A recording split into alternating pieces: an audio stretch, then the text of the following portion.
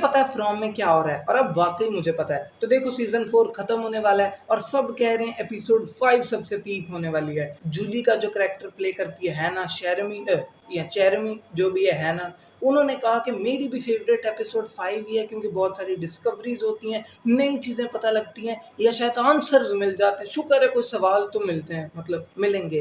अभी तक तो हमें यही पता है कि टाउन के अंदर थे 12 लोग बहुत पहले। उन 12 लोगों ने डील कर ली किसी एंटिटी से, मॉन्स्टर से, डेविल से, लूसीफर क्या, जो कि प्रोबेबली मैन इन येलो था। उन लोगों ने कहा कि तू हमारे बच्चों को सैक्रिफाइस कर दे, बदले में हम इमॉर्टल हो जाएंगे। अब इमॉर्टल वो हो तो गए, लेकिन वो किसी तरह बन गए मॉन्स्टर्स। और अब वो कर्स कभी खत्म ही नहीं हुआ क्योंकि बच्चे शायद 7 मरने थे लेकिन मरे सिर्फ 6।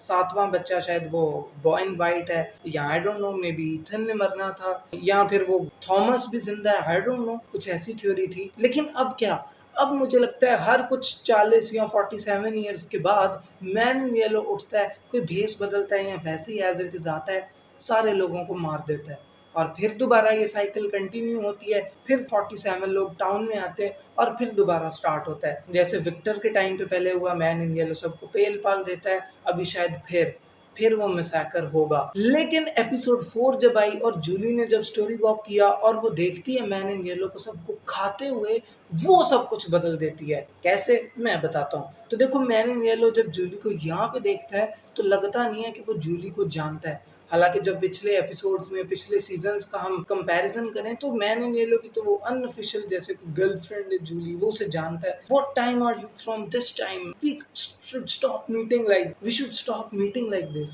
बहुत सारी बातें थी इस तरह की। तो मतलब कि मैन इन येलो बड़े अच्छे से जानता था जूली को और बहुत बार उसको देख चुका है जब जब वो स्टोरी वॉक करती है। लेकिन अब एपिसोड 4 में मैन इन येलो उसी को पेलने जा रहा होता है, खाने जा रहा होता है, एक और उसे को मील मिल जाए, वो तो रैंडल उसे को बाहर खींच लेता है। तो यहाँ से कंफर्म होता है कि मैन इन येलो पूरे कंट्रोल में नहीं।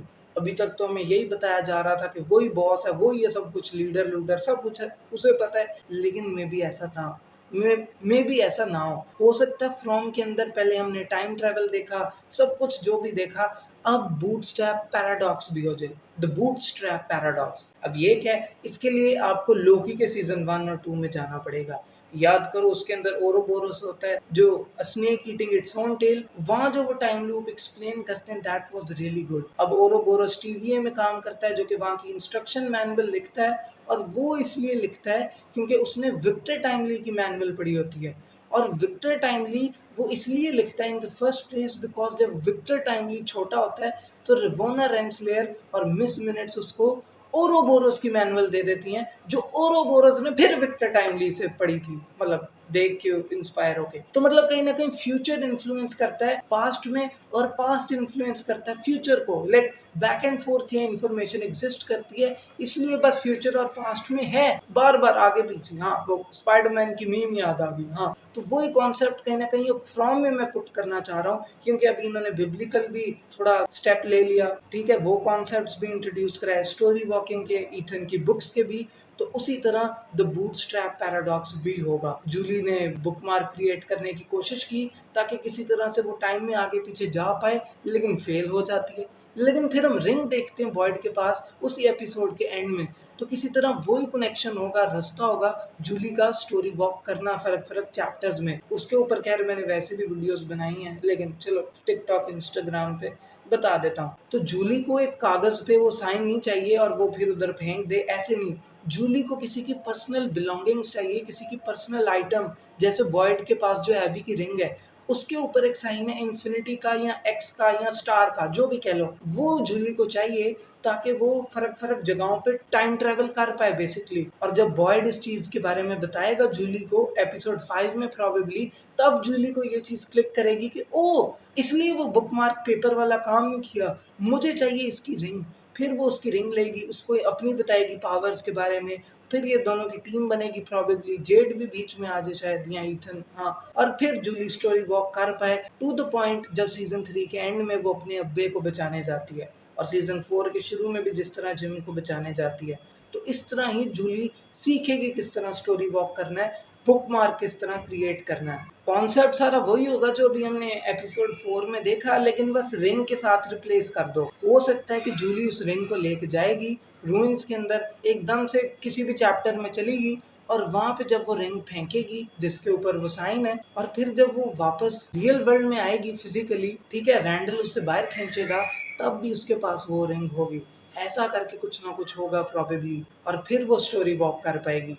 अब एबी एबी का मुझे इतना कुछ रोल लग नहीं रहा, और बॉयड इतना तो पागल नहीं कि क्रैक नहीं कि एमी उसे कभी कोई हाथ नजर आ रहा है तो रिंग, यही मतलब है उसका। क्योंकि बॉयड को वो रिंग तभी नजर आती है जब जूली स्टोरी वॉक करती है और बुक मार्क क्रिएट करती है, और जैसे ही जूली बाहर आ जाती है रियल वर्ल्ड में, वो रिंग भी डिसअपियर हो जाती है, और बॉयड फिर अपने बॉक्स में ढूंढता है और उसे वो मिल जाती है रिंग। तो मतलब उसको लगता है ये हिलोसिनेशन थी, लेकिन थी नहीं। ऐसा करके कुछ है। अब ये कॉन्सेप्ट आएगा फ्रॉम में, लेकिन अभी भी नहीं मुझे पता कि एंड कैसे होगा। क्या ये सारे लोग टाउन से एस्केप कर पाएंगे, या क्या फिर से वही दोबारा कर्ज शुरू होगा, फिर से एक बच्चे को मरना पड़ेगा। हो सकता है ईथन को जो जिम नजर आ रहा था पिछली एपिसोड्स में, वो जिम नहीं बल्कि मैन इन येलो कुछ और ही था, जो कि ईथन को मजबूर कर रहा था कि तू अपने आप को कुर्बान कर दे लेक ऑफ टीयर्स में जाके, ताकि सातवां बच्चा भी मरे और कर्ज पूरा हो। लेकिन अगर सातवां बच्चा ईथन भी मर जाए फिर क्या? इन चीज़ों के बारे में अभी नहीं पता। बहुत ही अनप्रिडिक्टेबल फ्रॉम जा रहा है, और यही खासियत है फ्रॉम की। बहुत सारे लोग गिला करते हैं, बुरा लगता है उन्हें, हेट कर रहे हैं कि सवाल बहुत है, जवाब नहीं दे रहे। तो हाँ, बुरी चीज़ तो है, लेकिन इन्होंने ड्रैग किया था सीजन 3 में। कॉन्वर्सेशंस को इतना लंबा लंबा खींच देते थे कि एक ही कॉन्वर्सेशन 10 मिनट 15 मिनट की है, वो मज़ा नहीं आता था। तो अब हैवी है कि अब और मिस्ट्रीज हैं, थ्योरीज हैं, क्वेश्चंस हैं, और आपको रूम भी मिलता है एक हफ्ते का कि उस पर और बात करो, तो वो अच्छा है। साथ साथ और डिस्कवरीज भी हैं, तो यही मज़ा है ना फ्रॉम का। अब सोचो अगर कोई और थ्योरी ना हो, कोई सवाल ही ना हो, तो मज़ा क्या आएगा फ्रॉम का। बस ऐसे ही सारे आंसर ही बस दे ही जाए, ये ऐसे वो वैसे, ये इसलिए वो इसलिए, तो मज़ा क्या होगा फ्रॉम का। तो लोगों को यही समझना चाहिए जो हेट भी कर रहे हैं। और हाँ, बहुत ही अनप्रिडिक्टेबल है। मुझे ऐसे शोज ही पसंद है जिससे सवाल मेरे अंदर बढ़ जाए और थ्योरीज हो, और पता ही नहीं हो कब कहाँ क्या हो जाए, because people are fucking predictable. तो फ्रॉम जबकि प्रिडिक्टेबल नहीं है, तो यही उसकी खासियत है। आपको लेकिन क्या लगता है इस थ्योरी के बारे में, क्या होगा क्या नहीं, कैसे होगा, वीडियो के बारे में क्या लगता है, सब बताना। मैं मिलता हूँ अगली वीडियो में। सब्सक्राइब कर लेना ऐसी और वीडियोस के लिए, और लाइक फॉलो कमेंट शेयर जो भी लगता है। Bye bye bye.